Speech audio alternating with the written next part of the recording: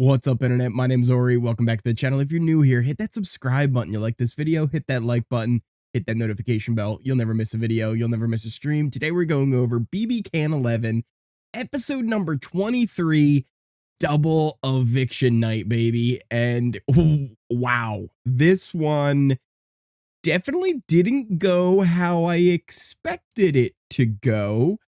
So we have a lot to kind of break down. First off, we kind of catch up with everything right after Kuzi was put on the block, and we kind of get the fallout of her telling Renee to shut up and sit down, and how everybody was really kind of upset that she was showing that kind of behavior. Even Daniel and Anika didn't really kind of approve of it as well.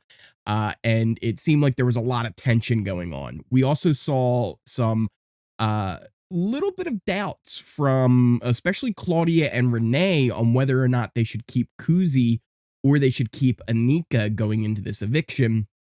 And Nene was like, I can't believe you guys are even thinking about keeping her. So there was a little bit of dissension there in the girly pops, which we had kind of seen on the dailies, but not as much as they ended up showing on the episode here.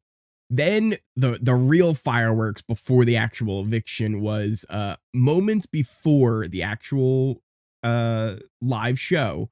We saw Kuzi and Daniel meet up in the pool room, and they kind of go at it here. She tells him not only did he fail her as a friend, that he's not the game player she thought he was. Daniel kind of fires back at her like she's acting like she's running this whole place, and she's like, yeah, it is my show. It was wild to see the two of them go at it like that when they've been so tight throughout this entire game. The Shady Bunch, the Crown, just completely fell apart in these past few weeks here. We then got a jury segment, which was really just a big advertisement for HelloFresh, but we did get one thing that was kind of interesting because we saw Hope showing up. And Hope kind of told Santina about, like, listen, with the whole chain of safety thing, if I would have passed the safety to you, there would have been a big divide in the house. And, you know, I couldn't do that. And I really wish I did, but I couldn't, you know, keep that divide. Well, Hope, you ended up going out right after her. So why are you listening to what the house wants?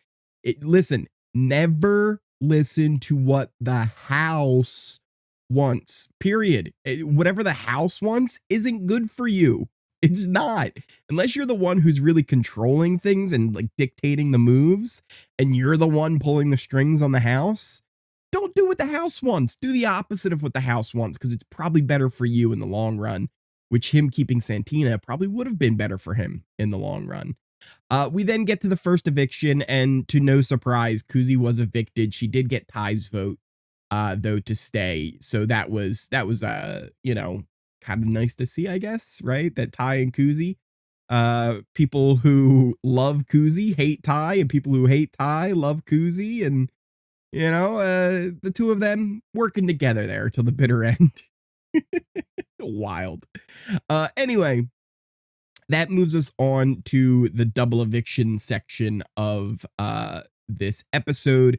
But before we got to the HOH competition for the double eviction, in the middle of the night, they actually woke them all up and had past house guests out in the backyard with a big like murder scene they had to study. It was Sarah from BBCan3. We had Betty from BBCan10, Herman also from BBCan10, and also Adam Pike from BB7.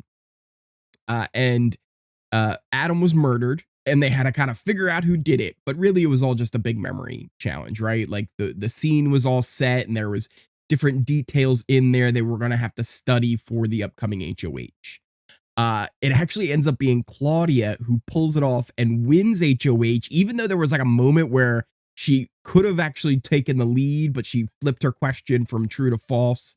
Last second, just ended up tying with everybody, but she does pull out the win in the end, giving her the power as HOH.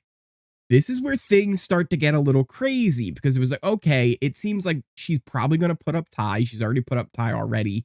And Ty was kind of the biggest target going into this double eviction. So it just made sense. Ty versus someone, whether it's Daniel, Anika, maybe even Renee, like, well, who knows how this will all play out. but she ends up putting up Daniel and Anika, which I was like thrown by, but also like it was like, okay, that kind of makes a little bit of sense, I guess. Try and build that relationship with Ty back again. Keep the girly pops safe, I guess. But there was a big problem, and it kind of was like, oh, wait a minute. What if Ty wins the veto, takes Daniel off, and then Renee would have to go up, and then Claudia gave up the control to Ty to send Renee home, which also wouldn't have been terrible for her because they had the kind of final four deal with Daniel and Nika, Claudia, and Nene. So it seemed like that should, all make sense, right? Like this could all still work out fine. And then we get to the veto competition. It was like a smashing pots thing where they had these pots, they had to smash them, they had puzzle pieces in them. And then there was like a square puzzle they had to put all the pieces together, and Ty kills it, right? Like to no surprise, Ty wins the veto. But then here's where things get a little crazy. So we get Ty and Claudia meeting up. I'm tongue-tied because of just how wild this whole situation was. We had Ty and Claudia meet up in the pool room, and they start talking about it. She's like, all right, so are you going to use it? Like, what's going on? Like, and he's like, I think I'm going to use it. Why are you so held up on keeping Nene safe? It's like, Nene safe?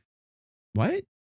And she says, I'm just focused on getting, me, you, and Renee to the final three.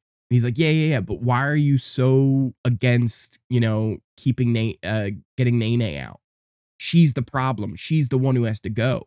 It's like, wait a minute. What are we missing here? None of this made any sense going into the double. It seems like there was a final three deal set up with Ty, Renee, and Claudia at some point that we never were shown on the dailies, on the episode, anything at all that would kind of lead us to think that was a potential possibility here. And yeah, it seems like Ty's going to use the veto, probably on Daniel, and then Nene's going to go up. This is wild. What? So then we get the girly pops meeting in the bathroom, and, they were like, so is he going to use it? Claudia's like, I think he is. They all are getting very emotional, and Nene says, you know what, Renee, I think you deserve to be here more. Oh my goodness. What are you talking about? You can't just give up on the game like that, Nay. You can't. You got to stick it out and fight. Make Claudia choose, right? Make her choose. So then she ends up, kind of falling on the sword for Renee. Just wild. Ty then does use the power of veto on Anika. He used it on Anika. And Nene goes up as the replacement. What? None of this makes sense. Why would he not use it on Daniel? Daniel was probably Ty's closest ally. So why take Anika off? This just did what? What? Make it make sense to me, please. What? This just threw me for a loop. If you asked me, what the scenarios were going to be, Ty using the veto on Anika and Nene going up as a replacement nominee by Claudia, never in my wildest imagines would I have seen this being the way the double played out. I was blown away by it. And Nene is sent packing. She is the one who is evicted from the house, and just a wild double eviction. I really am going to need some more context from this Big Brother on the episode, which I don't think we'll get it much on the episode. My thoughts are double evictions are a two-part thing, right? You've got the actual double eviction episode, and then the episode after the fact, which will be on Tuesday. That's kind of the one that fills in a lot of the pieces on the things that happened between the competition, the kind of some more of the discussions going on. So really, double evictions are like a two-part episode where you'll have to see more of the stuff that happens later.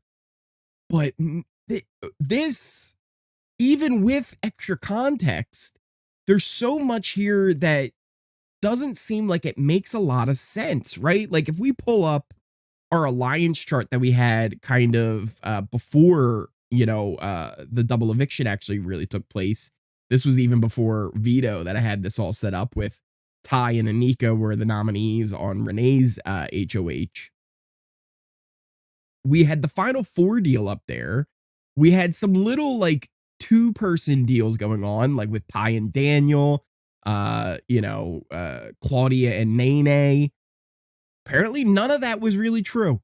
None of that really ended up being the things that determined how this double played out.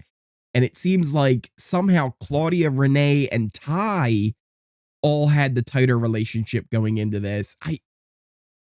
I'm just kind of I'm flabbergasted. I really am. What did you guys think? It made for good television. I'll say that. It made for a really exciting double eviction, but it was more just confusing. And I feel like if we had live feeds, we would have been more in the know of how this was going to play out. So this is one of those situations where, like, yes, having live feeds sucks because we don't get the information, but also it made for like a crazy episode that we never saw coming. I don't know. It's a which is better? I don't really know. But what did you guys think? How did you what did you think of everything that went down? How does things play out from here now? So we've got Renee, Claudia, Ty, and Anika. Here, we'll go back to our names here of everybody. We've got the final 5 of Daniel, Anika, Ty, Renee, and Claudia. And it seems like there's like a final 3 deal going on with Ty, Renee, and Claudia. Is Ty going to win this game? Ty going to win this game? Maybe. Maybe Ty's going to win this whole thing because he's going to be able to win out every competition, get to the end. He's probably going to get Koozi's Wendy's points because there was no mention of Wendy's at all during this episode. So yeah, wild episode. What do you guys think? Let me know in those comments down below. Also, if you're new here, hit that subscribe button. You like this video, hit that like button, hit that notification bell. You'll never miss a video. You'll never miss a stream. Thank you guys again so much for watching. I appreciate each and every one of you for all the support you show me here. I'm still at a loss. I don't know what's going on. Follow me with my socials and the links down below in the description, pinned comment. Things like my Twitter, my Twitch, my Discord, the new Kick stream. We've been watching Survivor over on Kick, so make sure you go follow that as well. Just a wild episode. And let me know what you guys think down in those comments. Thank you guys again so much for watching. I will see you next time.